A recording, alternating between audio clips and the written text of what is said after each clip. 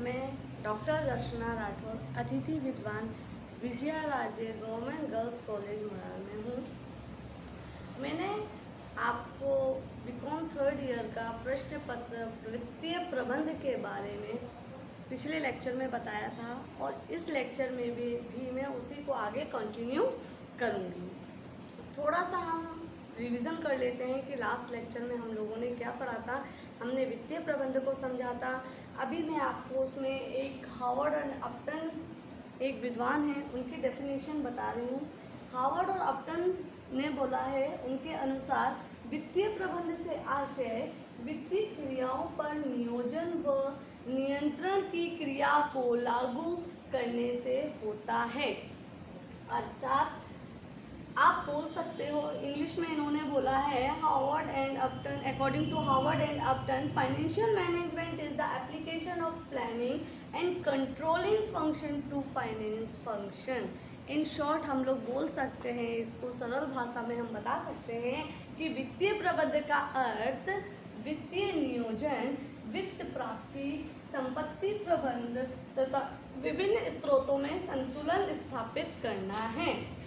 वित्तीय प्रबंध क्या हो गया कि वित्त को किस प्रकार से प्रबंध करना है जिससे उनका नियोजन, प्राप्ति और उनको प्राप्त करने के स्रोतों में हम लोग सरल संपर्क स्थापित कर सकें या संतुलन स्थापित कर सकें। अब इसके मैंने आपको थोड़ा सा रिवीजन कराया। मैंने इसके बाद आपको फाइनेंस के वर्क समझाए थे, बहुत डिटेल में बताए थे। अब मैं जो बात करूंगी वो नए टॉपिक पे करूंगी, वो है the function of the financial management. Finance के फंक्शन हम लोग सब समझ चुके हैं। अब फाइनेंशियल मैनेजमेंट, जिसे हिंदी में हम लोग वित्तीय प्रबंध होता है, उसके कार्य को विस्तार पूर्वक हम लोग समझेंगे। तो वित्तीय प्रबंध के जो कार्य होते हैं वो बहुत सारे उसके कार्य होते हैं। वित्तीय प्रबंध के कार्यों को हम लोग बोलते हैं, वित्तीय प्रबंध के कार्य को हम लोग बोलते हैं the function of financial management. हम इंग्लिश में उसको लिखेंगे फंक्शन ऑफ फाइनेंशियल मैनेजमेंट।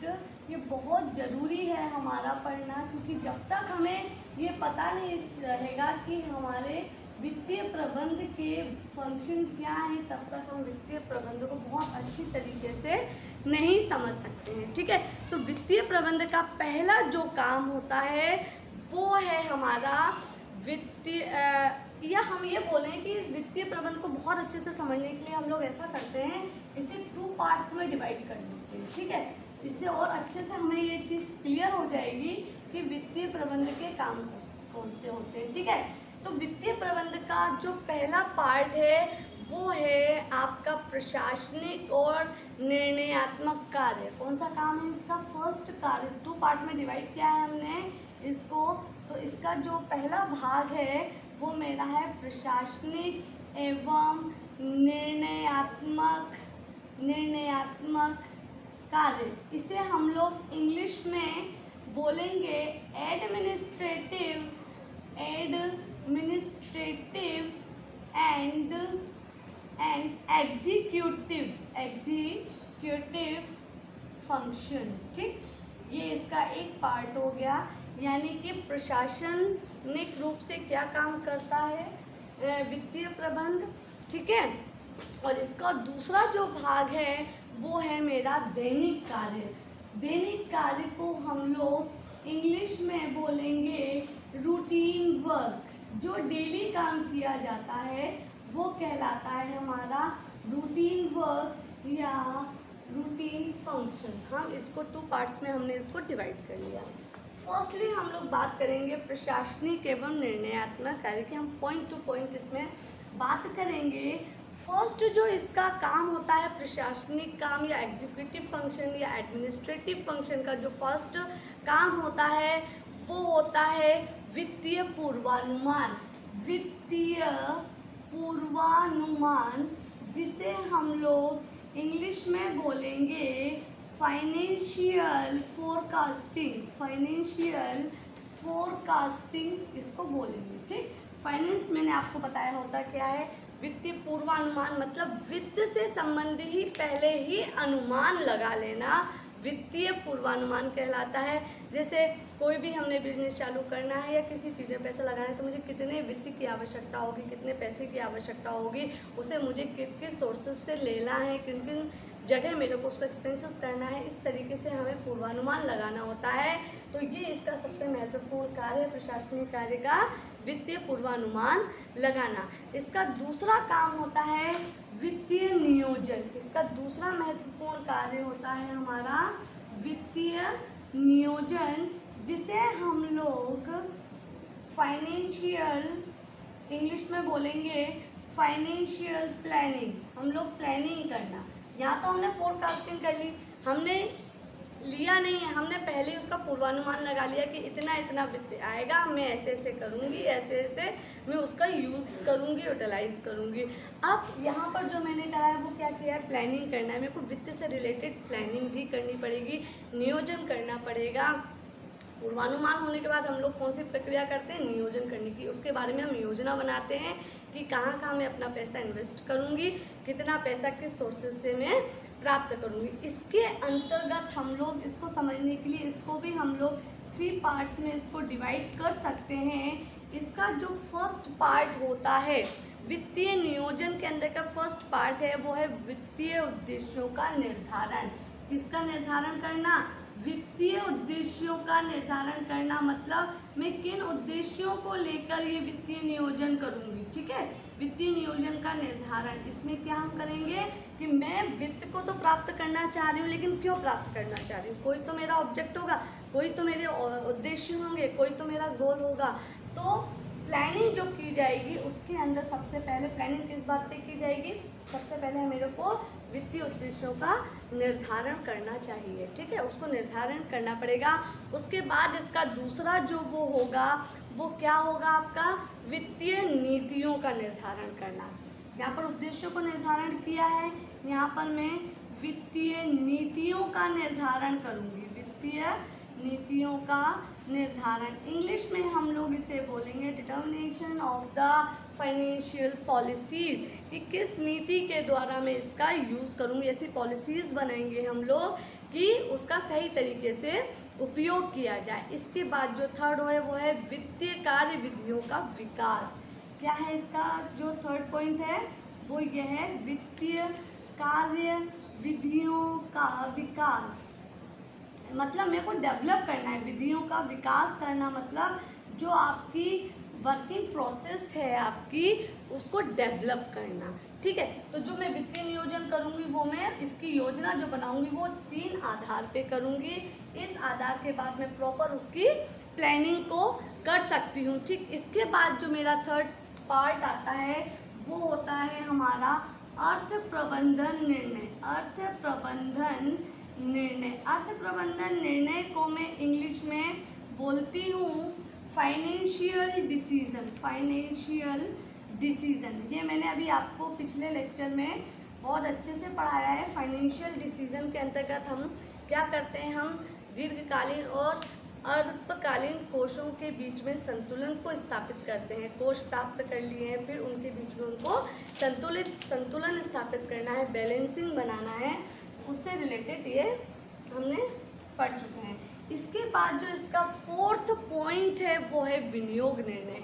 ये भी मैं आपको बहुत डिटेल में बता चुकी हूँ कि विनियोग निर्णय जो होता है फाइनेंशियल डिसीजन, जिसे हम लोग इन्वेस्टमेंट डिसीजन में बोलती हूँ। इन्वेस्टमेंट हम लोग किस आधार पे करते हैं, वही लॉन्ग टर्म एसेट्स में और शॉर्ट टर्म एसेट्स में। ठीक, तो उससे रिलेटेड निर्णय किए जाते हैं। ये दोनों टॉपिक हम लोग लास्ट लेक्चर में बहुत डिटेल में पढ़ चुके हैं।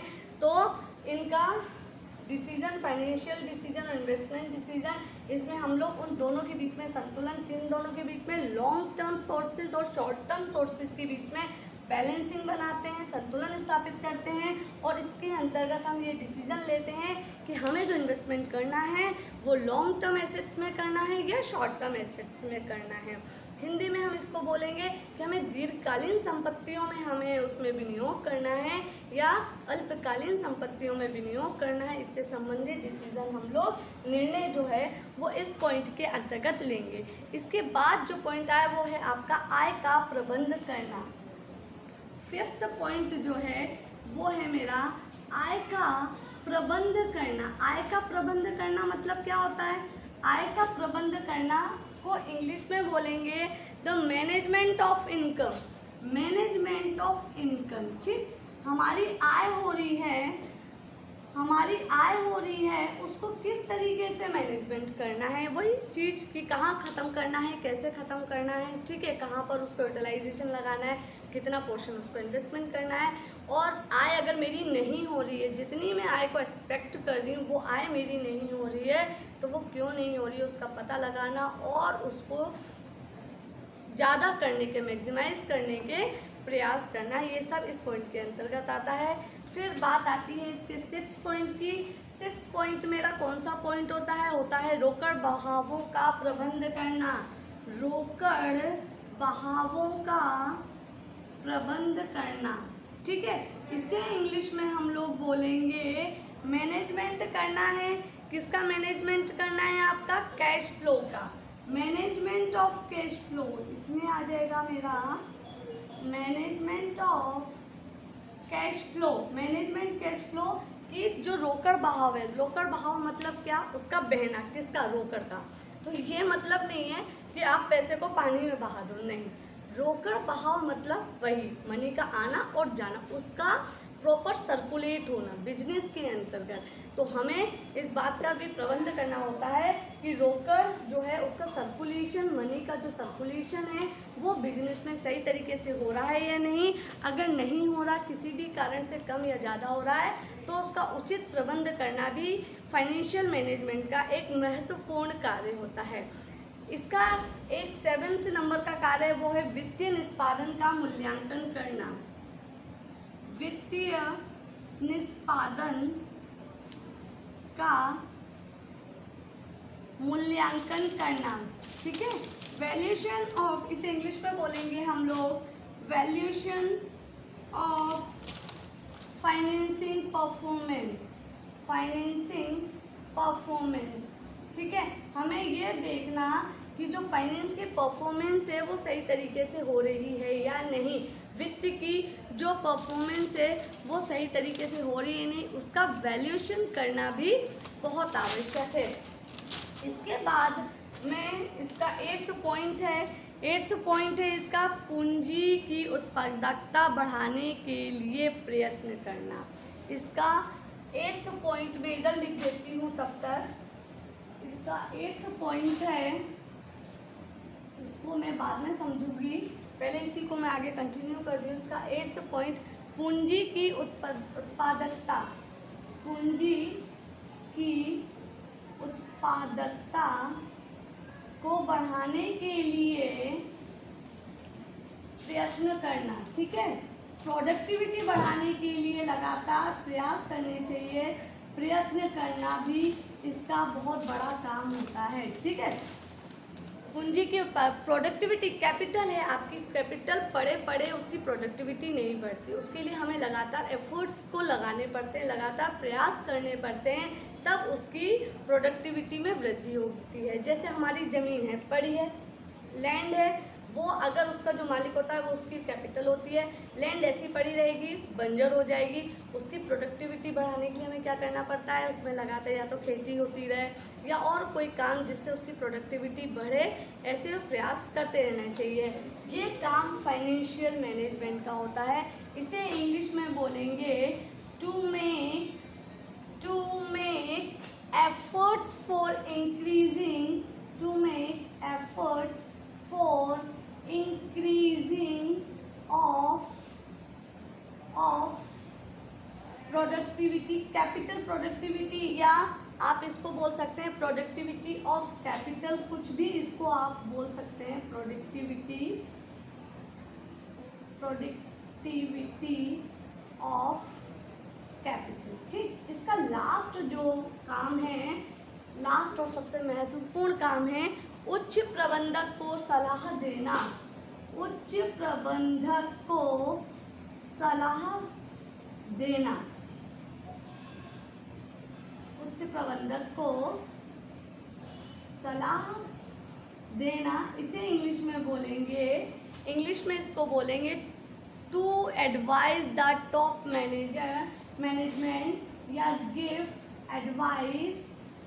एडवाइस टू टॉप मैनेजमेंट और मैनेजर। प्रबंधक है तो मैनेजर, प्रबंध है तो मैनेजमेंट। आपने पूरा एनालाइज किया, पूरा देखा कहाँ कंट्रोलिंग है, जो भी कमी है उसको पूरा करने के लिए आप इसमें एडवाइस दे सकते हो, आपके टॉप मैनेजमेंट को दे सकते हो, टॉप मैनेजर को दे सकते हो, और आप बता सकते हो कि किस तरीके से इसमें कंट्रोलिंग की जाए या इसकी प्रोडक्टिविटी को बढ़ाने के लिए क्या किए जाएं, या आपका जो कैश फ्लो है वो प्रॉपर कैसे रहेगा, इस तरह की एडवाइजरी दी जा सकती है। तो ये सारे फंक्शन जो होते हैं वो किसके होते हैं, वो होते हैं functions of the financial management के होते हैं। और ये जो इसका फर्स्ट पार्ट है एडमिनिस्ट्रेटिव एंड एग्जीक्यूटिव फंक्शन, जिसे आप हिंदी में बोलोगे प्रशासनिक एवं निर्णयात्मक कार्य के, ये सारे पॉइंट्स हैं। अब मैं बात करती हूँ रूटीन फंक्शन के। ये तो हमारे किसके काम हो गए। अब जो दैनिक कार्य है, जो डे बाय डे आपको करना ही करना है, वो कौन से काम है। रूटीन फंक्शन जिसे हम लोग बोलते हैं, वो कौन से काम होते हैं। सबसे पहला काम, क्या आया क्या गया, कितना आया कितना गया, उसके रिकॉर्ड को मेंटेन करना। कितना आया कितना गया, उसके रिकॉर्ड को मेंटेन करना मेरा डेली का काम होगा, मेरा नहीं, जो भी है, जो भी ये काम करता है, ठीक है, वित्तीय प्रबंधक है, जो भी काम करेगा उसका क्या काम होगा, आपका डेली का काम होगा अभिलेखों को रखना। अभिलेखों को रखना, रिकॉर्ड मेंटेन करना, अभिलेखों को रखना। इंग्लिश में इसको हम लोग बोलेंगे कीपिंग रिकॉर्ड्स, ठीक है, कीपिंग रिकॉर्ड्स। कितना आया कितना गया, कब आया क्या आया, वो सारे रिकॉर्ड रखना इसके अंतर्गत आता है। इसके बाद जो सेकंड पॉइंट है वो है हमारा वित्तीय विवरणों को तैयार करना। सेकंड क्या है हमारा, वित्तीय विवरणों को तैयार करना। वित्तीय विवरणों को तैयार करना। वित्तीय विवरणों को तैयार करने को इंग्लिश में क्या बोलेंगे हम लोग, वित्तीय विवरणों को तैयार, जो फाइनेंशियल स्टेटमेंट होते हैं हमारे, उनको प्रिपेयर करना, ठीक है। Prepare of financial statement, prepare of financial statement. Financial statement हम लोग बीकॉम फर्स्ट ईयर में पढ़ चुके हैं बहुत अच्छे तरीके से, ठीक। कौन कौन से आते हैं ये सब हम लोग डिटेल में फर्स्ट ईयर में आप लोगों ने पढ़े होंगे सब कुछ, ठीक है। इसके बाद मतलब वित्तीय विवरण जो भी होते हैं हमारे, जो बैलेंस शीट वगैरह है ना, फाइनल अकाउंट वगैरह है, वो सब हम लोग तैयार करते हैं इसमें डे बाय डे, ठीक है। फाइनल अकाउंट तो लास्ट में तैयार होता है, लेकिन जो जर्नल एंट्रीज वगैरह होती हैं वो दैनिक कार्यों में आती हैं, ठीक है। इसके बाद मेरा होता है आपका रोकड़ शेष की व्याख्या करना, ठीक है। रोकड़ शेष की व्याख्या करना, या व्याख्या नहीं, आप ये व्यवस्था करना आप बोल दो, वो ज़्यादा सुटेबल रहेगा। रोकड़ शेष की व्यवस्था करना, ठीक है। व्यवस्था करना मतलब अरेंजमेंट करना, किसकी, रोकड़ की। तो इसको इंग्लिश में हम लोग बोलेंगे अरेंजमेंट ऑफ कैश बैलेंस, ठीक है। हमारे पास पर्याप्त बैलेंस है कि नहीं ये पता करना, अगर नहीं है तो उसकी प्रॉपर व्यवस्था करना भी फाइनेंशियल मैनेजमेंट का फंक्शन होता है, रूटीन फंक्शन इनका होता है। और लास्ट जो इसका एक फंक्शन होता है वो है महत्वपूर्ण प्रलेखों को सुरक्षित रखना। क्या होता है इसका लास्ट, महत्वपूर्ण प्रलेखों को सुरक्षित रखना, ठीक है, सुरक्षित रखना। महत्वपूर्ण प्रलेख मतलब देखो डॉक्यूमेंट्स तो मोस्ट ऑफ सभी हमारे यहाँ पर मैं लिखी रही हूँ, कीपिंग रिकॉर्ड, सारे रिकॉर्ड रखना ही है, लेकिन कुछ डॉक्यूमेंट्स होते हैं बहुत इंपॉर्टेंट होते हैं, वो अलग रखे जाते हैं, उनकी अलग सुरक्षित स्थान पे उसके रखना, तो उस पर स्पेशल ध्यान देना, सुरक्षित उसको रखना। ये कहलाएगा मेरा महत्वपूर्ण प्लेटों को सुरक्षित रखना। इसे हम लोग इंग्लिश में बोलेंगे keeping safe of important document, ठीक, इम्पोर्टेंट डॉक्यूमेंट। तो ये हमारे हो गए हैं functions of the financial management, ठीक। अब हम आपकी बात करेंगे नेक्स्ट टॉपिक की। नेक्स्ट टॉपिक मेरा जो है वो है हमारा objects of the financial management. Objects क्या होते हैं फाइनेंशियल मैनेजमेंट के? तो वर्क हो गए हैं, इस वर्क के साथ फाइनेंशियल मैनेजमेंट काम करता है पूरा। ऑब्जेक्ट्स कौन से होते हैं हमारे?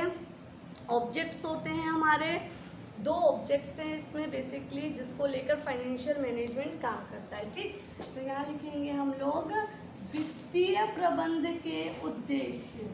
वित्तीय प्रबंध के उद्देश्य, इसे इंग्लिश में क्या बोलेंगे?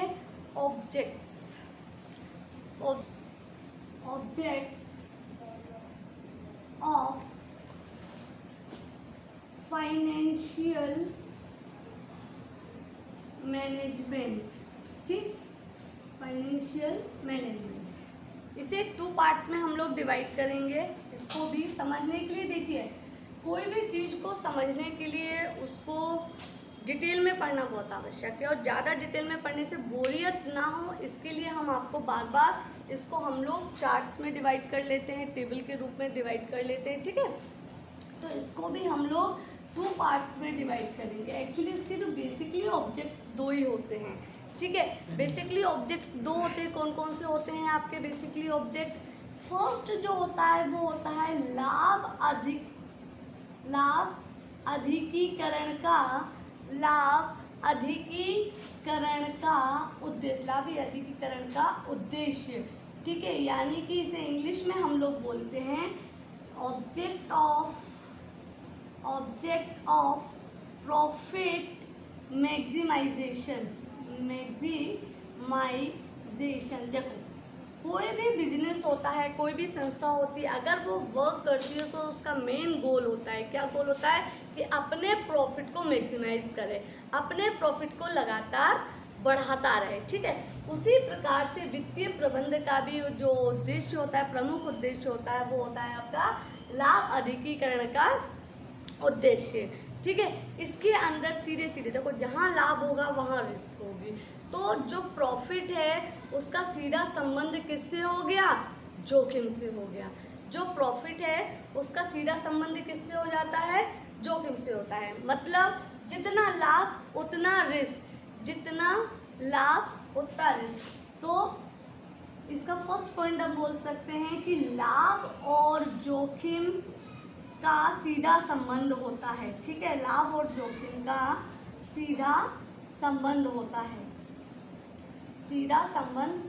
है, मतलब लाभ अधिकतर करना तो सभी लोग चाहते हैं कि हमारा भी प्रॉफिट मैक्सिमाइज हो जाए, लेकिन रिस्क बेयरिंग भी इसमें बहुत ज़्यादा होती है। अगर आपको ज़्यादा प्रॉफिट लेना है तो रिस्क ज़्यादा, आपको प्रॉफिट कम लेना है तो उतनी ही रिस्क। तो हमें जब भी हम इन्वेस्टमेंट करते हैं, बात वहीं आती है इन्वेस्टमेंट डिसीजन पे, कि जब भी हम इन्वेस्टमेंट करते हैं तो हमें ऐसी पॉलिसीज़ पर, ऐसे विकल्पों को चुनना चाहिए जिसमें जोखिम कम हो और लाभ की मात्रा अधिक हो, ठीक है। तो लाभ अधिकीकरण का उद्देश्य है आपका, उद्देश्य ये कहता है कि हमें ऐसे विकल्पों का चुनाव करना चाहिए जिसमें हमारे रिस्क की मात्रा कम हो और प्रॉफिट की मात्रा ज़्यादा हो। ऐसे विकल्प का हमें चुनाव करना चाहिए।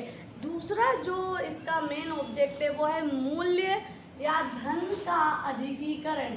मूल्य मतलब धन बोला गया है, मूल्य को मूल्य धन का अधिकीकरण, ठीक। इसको इंग्लिश में हम लोग बोलते हैं मैक्सिमाइजेशन करना है इसमें भी, लेकिन मैक्सिमाइजेशन किसका करना है? वेल्थ का, ठीक है। मैक्सिमाइजेशन किसका करना है?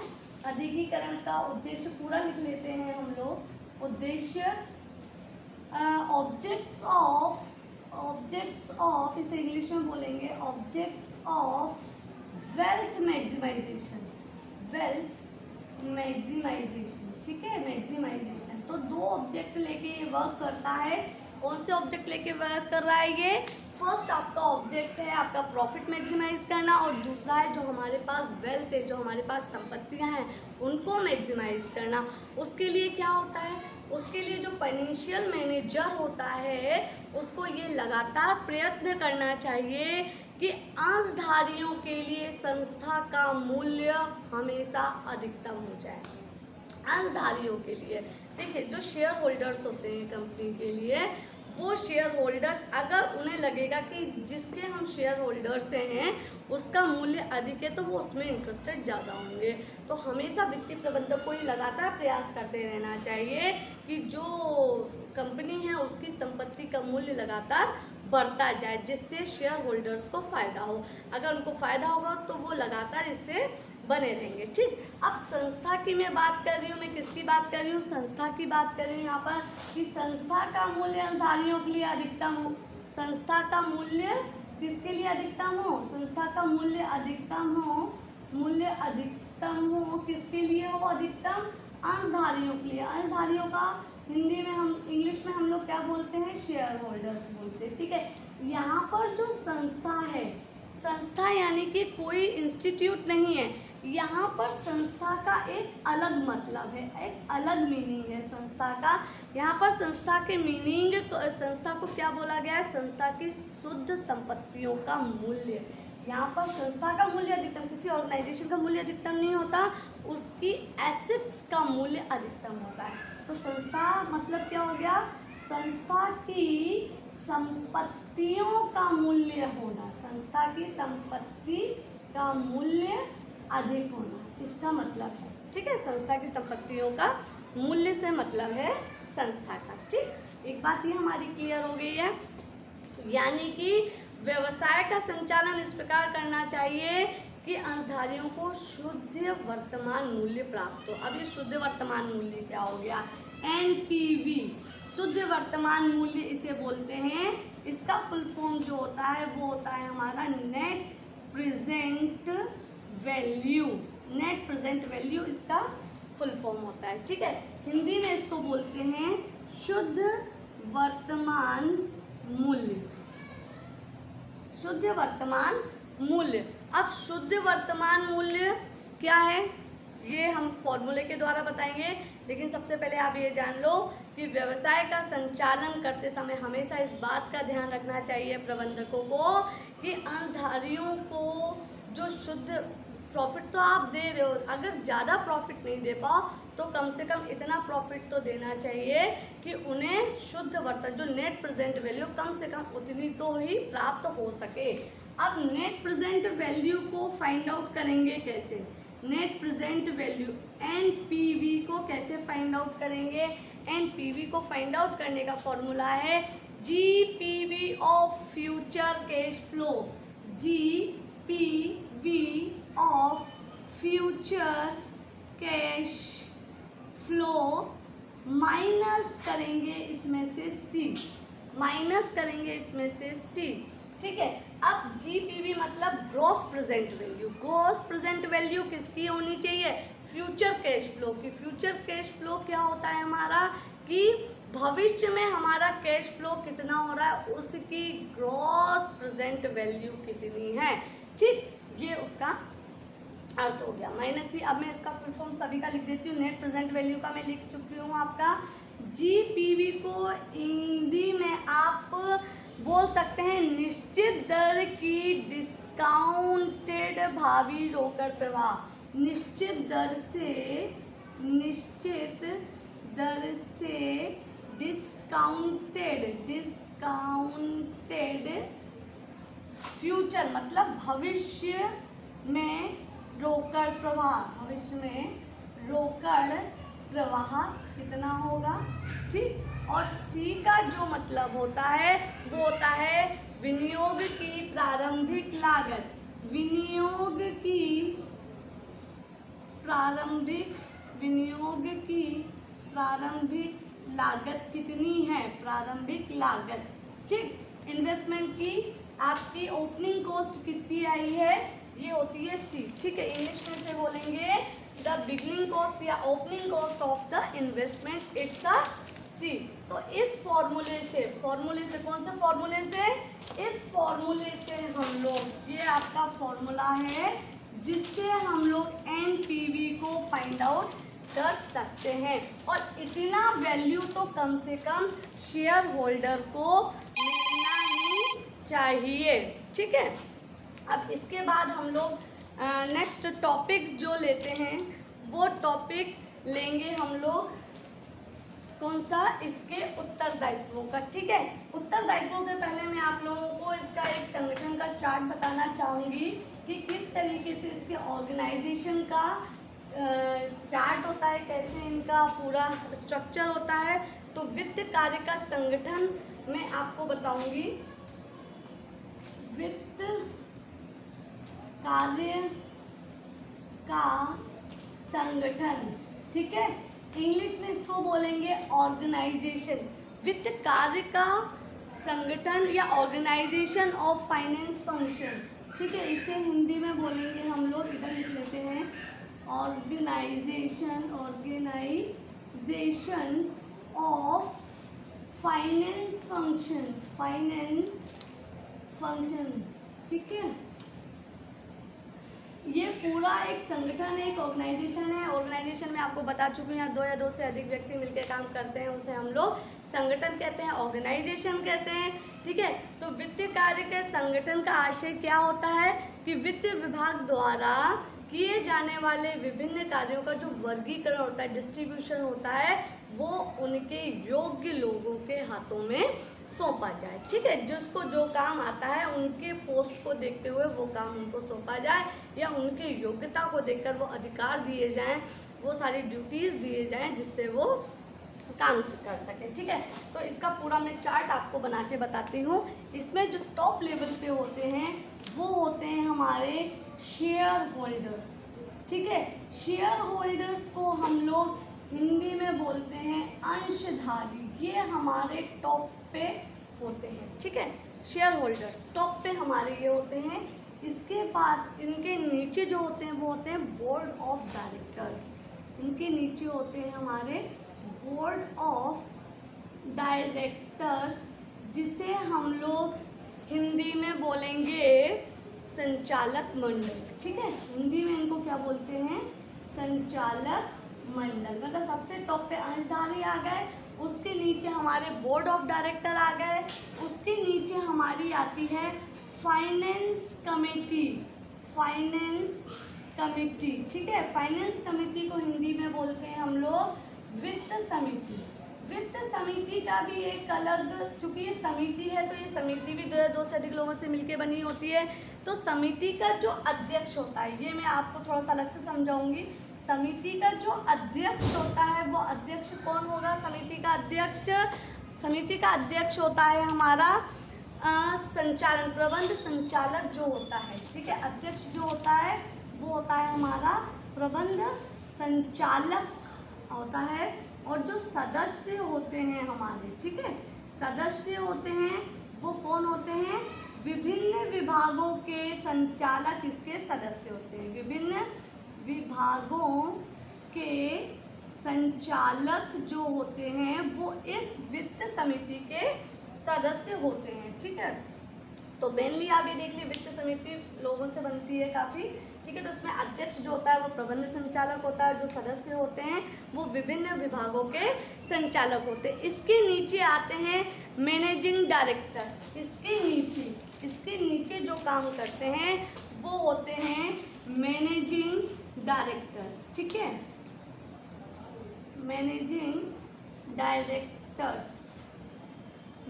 डायरेक्टर्स को हिंदी में बोलते हैं प्रबंध संचालक, ठीक। इनको हिंदी में बोलेंगे प्रबंध संचालक। अब ये प्रबंध संचालक के अंदर 3 लोग काम करते हैं, 3 तरह के काम करते हैं। कौन कौन इसके अंदर इनके अंदर कौन कौन आते हैं, इनके अंडर में एक आता है प्रोडक्शन मैनेजर। मैनेजिंग डायरेक्टर्स के अंदर एक आता है आपका प्रोडक्शन मैनेजर, ठीक। प्रोडक्शन मैनेजर यानी कि उत्पादन संचालक, इसे हिंदी में बोलेंगे उत्पादन संचालक। दूसरा जो आता है वो होता है चीफ फाइनेंस मैनेजर। दूसरा जो होगा वो क्या होगा हमारा चीफ फाइनेंस मैनेजर। ठीक, इसको हिंदी में क्या बोलेंगे, चीफ फाइनेंस मैनेजर को प्रधान वित्त प्रबंधक। प्रधान वित्त प्रबंधक। ठीक है, इसके बाद आपका जो थर्ड इसके अंदर काम करते हैं, इनके अंडर में काम करते हैं, वो होते हैं सेल्स मैनेजर। सेल्स मैनेजर यानी कि विक्रय प्रबंधक। विक्रय प्रबंधक। तो ये आपने देखा कि जो मैनेजिंग डायरेक्टर्स हैं, जो प्रबंध संचालक हैं, इनके अंडर में 3 तरह के संचालक और होते हैं, जो हमारे होते हैं प्रोडक्शन मैनेजर यानी कि उत्पादन संचालक या उत्पादन प्रबंधक भी, सॉरी संचालक नहीं, इसको हम लोग प्रबंधक बोल सकते हैं क्योंकि ये मैनेजर है तो इसे हम लोग प्रबंधक बोलेंगे। ठीक, प्रोडक्शन मैनेजर यानी कि उत्पादन प्रबंधक, चीफ फाइनेंस मैनेजर यानी कि प्रधान वित्त प्रबंधक और सेल्स मैनेजर मतलब विक्रय प्रबंधक। अब इसमें जो चीफ फाइनेंस मैनेजर है इसके अंडर भी 2 लोग काम करते हैं। कौन 2 लोग काम करते हैं, एक होता है ट्रेजरर। ठीक है, एक होता है ट्रेजरर यानी कि इसको हिंदी में बोलेंगे कोषाध्यक्ष। ठीक है, कोषाध्यक्ष के अंडर में 3 से 4 लोग वर्क करते हैं जिसे हम लोग असिस्टेंट बोलते हैं। ठीक है, असिस्टेंट बोलते हैं।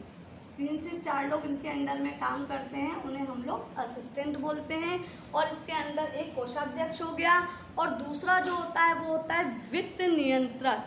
वित्त नियंत्रक या कंट्रोलर, इसे इंग्लिश में बोलते हैं कंट्रोलर ऑफ फाइनेंस। ठीक है, कंट्रोलर ऑफ फाइनेंस, हिंदी में बोलेंगे वित्त प्रबंधक। ठीक है, कंट्रोलर या वित्त नियंत्रक बोलेंगे, इसे प्रबंधक नहीं बोलते हैं, इनको हम वित्त नियंत्रक बोलेंगे। और इसके अंदर भी इनके अंदर भी 2 से 3 लोग वर्क करते हैं जिन्हें हम लोग असिस्टेंट बोलते हैं। ठीक है, ये इनके मार्गदर्शन में कार्य करते हैं, ये असिस्टेंट बोलते हैं। ये हो गया हमारा वित्तीय कार्य का संगठन या ऑर्गेनाइजेशन ऑफ फाइनेंस फंक्शन। एक जल्दी से फिर से इस फाइनेंस फंक्शन को हम लोग समझ लेते हैं। सबसे टॉप पर जो होते हैं वो होते हैं शेयर होल्डर्स। सबसे ऊपर सर्वोच्च जो होते हैं वो कौन होते हैं, शेयर होल्डर्स। उसके बाद आते हैं हमारे बोर्ड ऑफ डायरेक्टर्स। उसके बाद आते हैं फाइनेंस कमेटी। फाइनेंस कमेटी के अंदर भी कुछ डायरेक्टर्स होते हैं, है ना। उसमें एक अध्यक्ष होता है। अध्यक्ष कौन होता है, जो प्रबंध संचालक होता है। सदस्य कौन होते हैं, सदस्य विभिन्न विभागों के संचालक होते हैं जो सदस्य बनते हैं इस वित्त समिति के। इसके अंदर आता है, इसके अंदर में आते हैं, नीचे आते हैं इसके मैनेजिंग डायरेक्टर। जो इस मैनेजिंग डायरेक्टर 3 इनके अंडर में होते हैं वो होते हैं प्रोडक्शन मैनेजर या उत्पादन प्रबंधक, चीफ फाइनेंस मैनेजर या प्रधान वित्त प्रबंधक और थर्ड होता है सेल्स मैनेजर या विक्रय प्रबंधक। प्रधान वित्त प्रबंधक के अंडर में भी 2 लोग आते हैं जो कि होते हैं ट्रेजरर, हिंदी में इन्हें कोषाध्यक्ष बोलते हैं, और होते हैं कंट्रोलर ऑफ फाइनेंस जिसे हम लोग वित्त नियंत्रक बोलते हैं। उसके अंडर जो काम करते हैं वो उनके असिस्टेंट होते हैं, जो उनके सहायक होते हैं। ठीक, तो ये हमारा ऑर्गेनाइजेशन ऑफ फंक्शन हो गया है। अब हम एक शॉर्ट समरी देख लेते हैं आज के लेक्चर की। जितना हमने पढ़ा, हमने वित्त प्रबंध जो फाइनेंशियल मैनेजमेंट है, वित्तीय प्रबंधक का, मैंने आप लोगों को विद्वानों की डेफिनेशन बताई है।